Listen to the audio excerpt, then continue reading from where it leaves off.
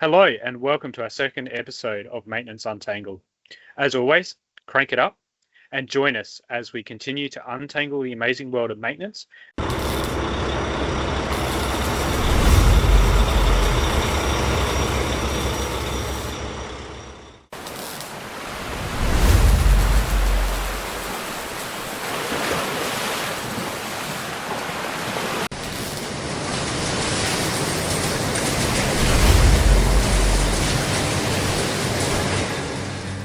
Welcome to another episode of Maintenance Untangled, where we untangle the complexities of maintenance. Welcome back, Derick. Welcome back to the show, Ricky. Welcome everyone, and we're looking forward to sharing some more of our journey with our listeners and learn together. As always, thanks for listening and to our podcast, and please feel free to share this with your audience in whichever platform you operate. And what's on the cards for the discussion today, Ricky? Today we've got two really important topics lined up today, Derick. First of all, safety, and especially in around mental health. And then we'll deep dive into our technical discussion on Power BI.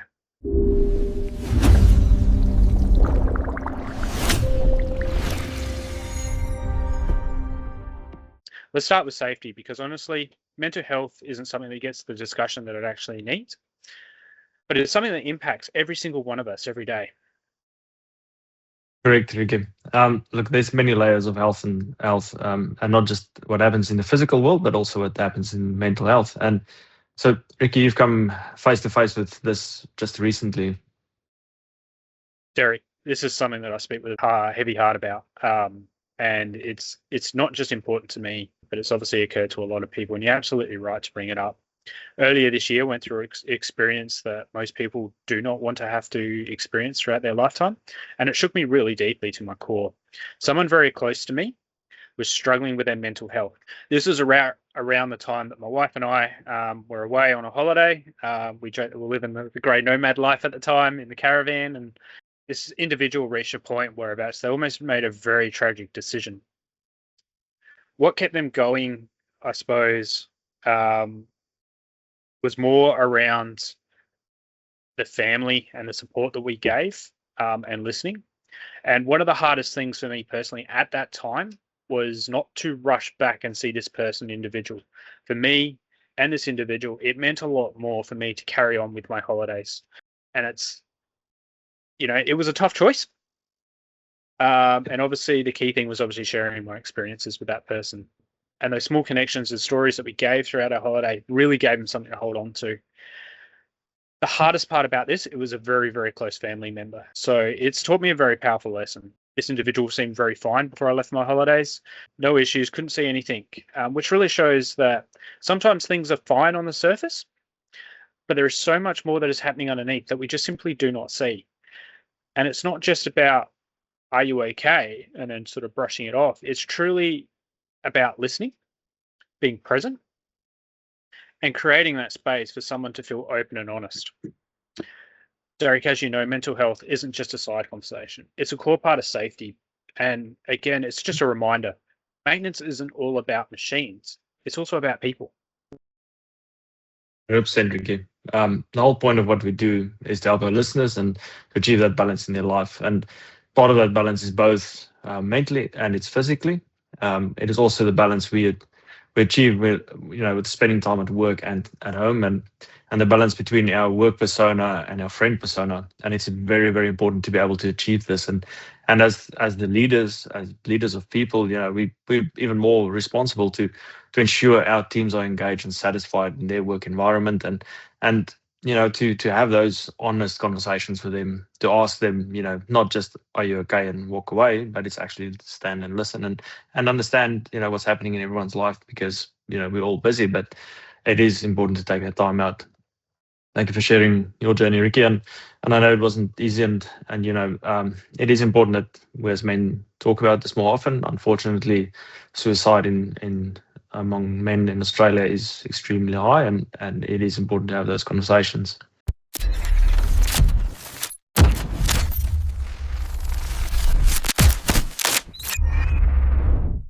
So, all right, on a different note, Ricky, let's talk about Power BI. What is it? Why do we want it? And, most important, how can it help me, or how can it help our listeners? Absolutely. So, Derick, Power BI, we had a brief discussion on our first episode about it. It is very much a tool whereabouts you can take data, do some transformation, and be able to get raw insights from. It's a tool I absolutely have fallen in love with. And I love sharing it with people and actually taking people not just through the journey of putting it all together, but taking them from that journey of understanding, well, this is where we currently are and this is where we're headed. And it's also good to see within tools like, Power BI, that you can start to understand better where the performance is and whereabouts those bottlenecks are that potentially may need to be changed. Yep. Awesome. I used to help my clients with Excel KPIs, and it became very clunky very quickly. And as you would know, every time somebody edited the wrong cell, it all fell over, and then it's the drastic phone call, please help, something's broken, and it was so frustrating. And then I met you, as corny as that sounds, but you showed me Power BI, and I immediately knew this was the solution I was looking for, to help my clients, to help them, and I really, really I'm a firm believer in Power BI as a tool to assist you. So, Ricky, please show our listeners what have you conjured up for us today. Sounds good. No pressure. On screen here, I've put together some stuff that I've seen throughout my time while developing reports. So hopefully, those who are watching can obviously have a look, and those who are obviously just listening, highly encourage you to go to a point whereabouts you can actually have a look at what we got on up screen here. So what I've put up here, Derick, is a business scorecard. Very simple. I've made sure that we've sort of developed as a lean principle way. Again, reminder, the data that I'm using here is totally make-believe. It has no link to anybody that we've dealt with previously. So look on the screen. We start at, obviously, the section at the top here. We have a week offset. So compared to our current execution week, which is usually considered week 0 in the world, we then start working backwards. So last week as -1, right through to -8 as 8 weeks ago. Right-hand side column, we have a month-on-month trend. Basically comparing week 1 to week 4 and week 5 with week 5 to week 8. Yep. So obviously chime in, Derick. I know you enjoy this sort of stuff and always asking the right questions. So across the top, obviously, key thing with maintenance, breakdown costs. We want to understand with our breakdowns, how much is it costing us week on week? So, Ricky, question. Let's talk about maintenance costs, breakdown costs, and corrective maintenance costs. Do I need to enter that data myself? No, generally, as long as the data is carried into the system itself, your preferred CMMS, and processes follow, then generally we can extract that data out using the business rules. Example being, you may have a tick box that you tick to say that this order is a breakdown order rather than a corrective maintenance order. Very good. Underneath that, we've obviously got how many corrective maintenance requests are being raised. Are we raising more? Are we finding more issues? Or are we not finding more issues?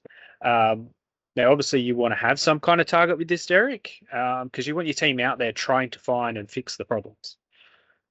On that, sorry, my rule of thumb on that is, if you have 10 tradespeople and they do repair inspections, you're expecting them to raise at least one corrective action every day.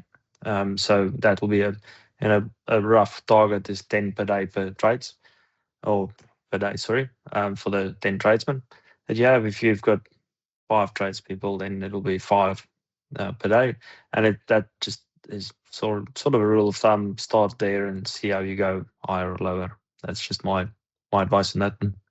Next one down is looking at what we've got in terms of our scheduled versus unscheduled hours. Derick, you've seen this a lot in a lot of the maintenance world. It's a very key metric that a lot of businesses measure to spend how much time are they working on the work that they committed to. I think you've put a really good general rule of thumb when we've had discussions before. I think scheduled 85%. Yeah, so anything between 80 and 85%. It depends on your maturity of your organization, obviously. But as a starting point, I would never go below 70%. You need at least 70% of scheduled work, i.e. planned work that I'm doing in a planned fashion. If you want to get control over your actual breakdown, and we'll dive a little bit deeper into that in next week's podcast. I'm really looking forward to that one. Now, there are a few other metrics on here. Obviously, we have added PM compliance. Now, this is a interesting one. So I've seen a lot of my time, Derick, and I know yourself as well, whereabouts. We want to make sure our PMs are completed within a timely manner to ensure that they're effective at keeping our plant operating. So typically I have seen with this is 10% of the frequency. So if we have a job that is done every 6 months, then we have sort of 6 days to sort of complete that PM. And I think that's a good one. So traditionally 15, 20 years ago, what I would see is we measure PM completion. So am I doing my PMs? I've personally these days lean more towards the PM compliance and not just completion. Completion is also important, but compliance is, because it's no use and you have a 6 monthly PM, but you do it 3 months late every time, and then comes a 9 monthly frequency that you're actually doing it and not a 6 monthly. So I think, in my view, that PM compliance is really critical from a reliability engineer's perspective, because the work gets done when it's supposed to be done. Yeah, that's it. And obviously correction earlier, 6 months, it's 180 days. It's actually 18 days, not 6. So obviously a mistake on my half, trying to think on the fly. And then obviously we roll down. We've got, some operational data in there, so we can look at how much ore was produced. Are we meeting target or dropping target? Same with, potentially business revenue. Obviously that is hit and miss depending on the business, whether they want to share that information. But I think it's still a nice little carrot that, are we making money, keeping the business running? Yep. And the last one, every business, obviously safety incidents, really critical. It's always important to make sure that we're understanding, are we operating in a safe manner? Are we making sure that the trades, the planners, the supervisors, everyone on site is going to work and returning home safe? So, Ricky, we've just spoken about revenue, right? So if I want to show different information to different levels of the organization, can that be done? Absolutely. So within Power BI, it's called row level security. I've also heard it called data security levels or layers. And basically what that allows us to do is, if we say we have Joe Blob as the CEO, he wants to see everything. But then if we have different department areas, so we've got a manager for, a mine site A and a mine site B, but we only want them to see what is revenue is coming out of their own site, then we can apply this row level security. So that way, anything that, for anyone who works on mine site A, they only see mine site A. Same with mine site B. So we can add those things in using that row level security. It's a powerful feature, and I enjoy using it when we need to. But also, again, there are things whereabouts it's good to have it open, have those communications, Derick, as you know. Very good. So I just got a few pages here. Another one here that's pretty popular, and it has actually something that we have developed for a few clients that is kind of AI-ish, but we'll talk about that in a sec. So obviously, again, we've got all our data. We want to bring in our Paretos for our reliability engineers. The amount of time that sometimes you've seen in your time, Derick, reliability engineers can spend a lot of time building data and building information in Excel. Yes. Whereas here, they can easily refresh the data and the data is automatically populated for them. And that saves them a lot of time to be able to then shift their focus into, well, what do we need to do to make sure that, in this case, the pump is running as effectively as it needs to be. 100% agree. And I think the beauty of this is, it's set and forget. You set it up, and every week you can look at it, or every day, and like you said, you have access to your actual CMMS data. So therefore, it's easy to look at, am I doing my PMs the way I'm supposed to do it? Is there a link between the amount of breakdowns? And I know this is just dummy data, but if you look on the pump line at the bottom, you can see there's 11 breakdowns, and your PM compliance 61.9%. So therefore, you should ask the question, why aren't we doing our PMs? Is that causing my breakdowns? It is also what I've found using these kind of data, the way it's set out, is that you sometimes find that you have breakdowns, although you've got 100% compliance with your PM. The question is then, am I doing the right PMs? So is my PM suitable for the plant I have? Which is also another question, which if you only diving into a CMMS app or Pronto, any of those, it's very time consuming, where this gives you a dashboard and it sort of gives you a pointer as to where to go and dive, where to go and hunt for the problem. So exactly. And one of the cool features about Power BI, Derick, and I haven't mentioned it because I've specifically left it out for this section here, is if we wanted to, we can just click on the pump from the table below, and it's filtered our data at the top. So that allows us to really quickly manipulate what we see on a screen without having to go over and do some filtering on a pivot chart. 100%. And so for those who have worked with me and have spent some time with me, that top right graph is probably my favorite, has always been as a maintenance superintendent, maintenance manager. That's always been my go-to to understand, are we trending in the right direction or not? So how are we actually spending our work? Are we doing it planned, unplanned, or in breakdown fashion? And you will always see that there's a direct correlation between unplanned or breakdown work and your safety. So if your plant is like this one, is in the trending negatively, so you're getting more and more unplanned work and breakdowns, you will also see the same trend in your obviously your availability, but also in your safety performance. And that's a generally well-known fact, actually, that your correlation between the two is directly related. And I'd love to continue asking questions about that sort of breakdown stuff, Derick, but I know that we've got time on the next episode to go through that, talk through that in a little bit more detail. So I'll hold my questions till then. Sounds good. Now, planning. I'm an ex-planner, so, and I spoke about it in the first episode. I built some stuff to help me understand how effectively I was planning. So on the screen here at the top left, we've got how many hours of work have we got scheduled, planned against the capacity of the trades. Now, I've just thrown in some average numbers and stuff like that to sort of just, again, to show demonstration point of view. But, you can see here, the planning is almost there. Obviously capacity on this one is set at 85% for that sort of first 2 weeks, 65 for week 3, and I think I've got it about 45% for week 4. So that way we're slowly building a 4-week cycle, and that also allows room for any potential break-in work or any of those little last minute, hey, can you get this one in a schedule, which is very common out in the real world, Derick. Yep, 100%. Down the bottom left, another tool that we built for one of our clients that I thought is really cool is having a shutdown calendar. Now, we've done this specifically because we wanted to use the maintenance strategy that's in the system, and we use Power BI to then generate when does these particular items shut down in the future without somebody having to maintain an Excel spreadsheet or something, which has saved the plant heaps of time, hasn't it, Derick? Yep.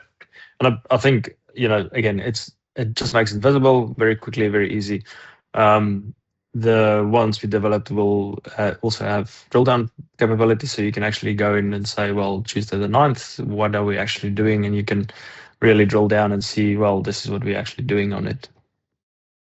Yeah. And again, that's data that lives in your CMMS, and it is directly out of your CMMS, and therefore it's not it's not something I'm maintaining on the side and then have to cross-check with my maintenance system and making sure, and hoping that somebody haven't changed something and now everything is confusing. That's it. So also as well on the screen here, you've got an example of what that drill down is. And what it does is it actually gives me a complete picture as a planner. Obviously, you can do the same for the supervisor to look at the current week, or reliability engineers to look at those work orders that are the problem childs or along those lines. So, we can do those sort of things. And when you also start to then spread it out further, is a common thing that we've spoken about, Derick, is whereabouts there's jobs that have gone into the plan or the schedule, but they haven't had all the materials. And sometimes that's caused by a lot of confusion within the CMMS. So if you're able to bring out that data into a BI report, makes it a lot easier. And where we also found this to be effective is around shutdowns. So you don't have to keep running. And again, people run spreadsheets based on their data on, have this been delivered, yes or no. Creating this dashboard, which quickly tells you, there's a green tick, which means it's all there, or there's a red cross, which says, well, we haven't received it yet. And you can break that per work order, or, you can set it up whichever way you want. And also the critical spare flag, which is based on your criticality of your equipment, tells you, you really need this, it's urgent. And that's again, it is just making data visible, visually representing it, and showing a trend of how my ordering of my spares come. Typically it should be there 4 weeks before the execution of the shut. You should have all your spares, so that you can package it up, or understanding 80% of my spares only arrive a week before the shut. Then there's not a lot of time to package it up, and I think that's the beauty of the way it's presented. Again, it is all automatic. It's no interference, no human interaction needs to transfer data or copy data. It is all automatic. That's it, Derick. And yeah, it's obviously very clear why I've fallen in love with the tool, and happy to keep developing, and found a little passion and little niche. So yeah. I could do so much more. And there are other integrations you can do within Power BI. You can have Power Apps embedded, whereabouts, if you do your weekly meeting catch-ups, you can have the team punching comments and they show on a report. Or, you can have automation that's sort of built in there. So example being, if you wanted to send somebody off some information, some data from a particular page, you can hit a button and it emails across, which is really helping save people time. Excellent. Well, that's a wrap for today's episode, Derick. We've covered two very powerful topics, mental health and Power BI. I hope you're walking away with some insights about obviously Power BI in terms of our technical subject, but obviously again, mental health. I know you were there for me at that time as well, and it was really helpful that I could give you a call and say, hey, I need just a ear to listen to at that time. So and obviously your mind is more important than trying to master data, or if you're not feeling it, speak up. 100%. Well, thank you, Ricky. To our listeners, if you enjoyed this conversation, please make sure to subscribe, share it with your colleagues and within your network, and join us next time for more practical tips and some deep dives. We've got some amazing topics lined up with you, for you, and we'll continue doing that. So for next week, we'll be talking about breaking the breakdown cycle. Until then, stay safe, stay curious, keep untangling maintenance. Sounds good. Thanks, Derick. See you on the next episode, mate. See you next time. Cheers.